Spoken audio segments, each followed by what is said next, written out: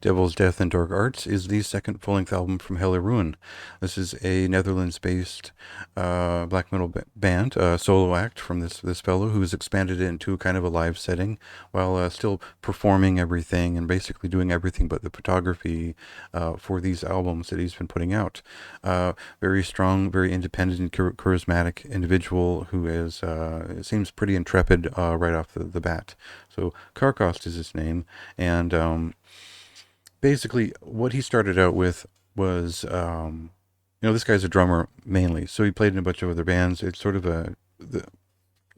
the structure of the music comes first, and the guitar work came second. So the first couple demos, you can probably skip those. They're not bad. There's a little bit of a Sargeist-esque touch to them, and a lot of people have compared this band to Take, but for me, this is very much in the Spectral Wound and Stargeist level of melodic movement, and part of that is that the structure of the music is very strong in terms of the rhythm section.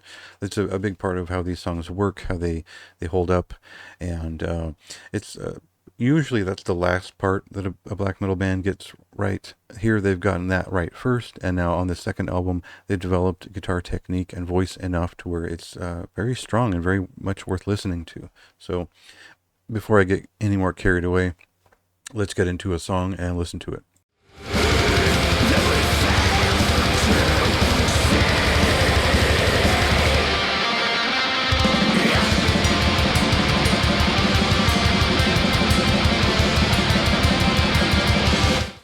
So I'm a huge fan of Take. For me, Hordeland's Dode Squad is a very important album, and in some sense, this record echoes a lot of those traits that showed up on that record in that artist's career.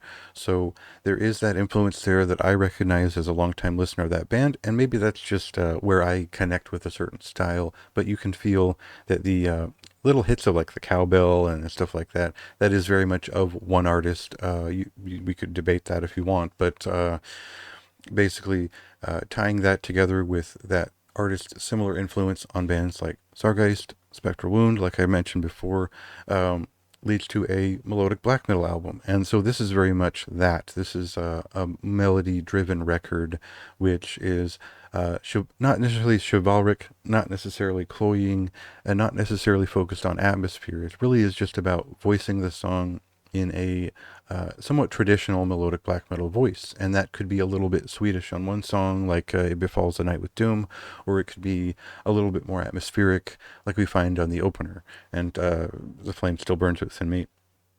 So this isn't.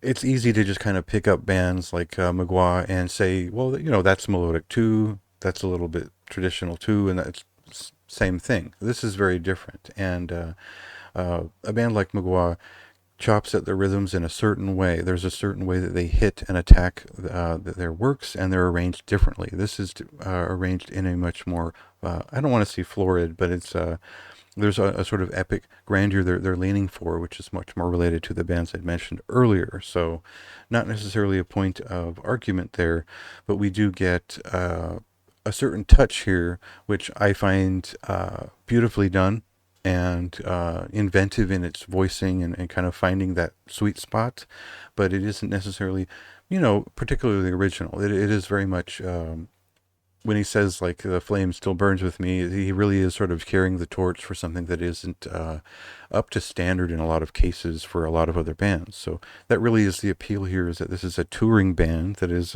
very good at what they do, even if it isn't completely 100% their voice yet.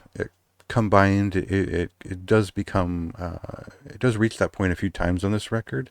It's very obvious when it does, but otherwise this is just like the right record for, like, if you're a fan of this rare feeling, well, you'll probably get it while you listen to this record. So I know that doesn't sound like a crazy endorsement, but it is a very high recommendation. It is a high recommendation.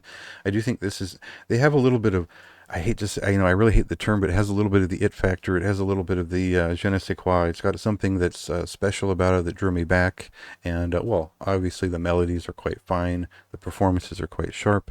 The self-production is actually excellent. So There's a lot of concrete reasons why this is good, but the touch of the artist is admirable so far, and I think the charisma will carry them through to even better things.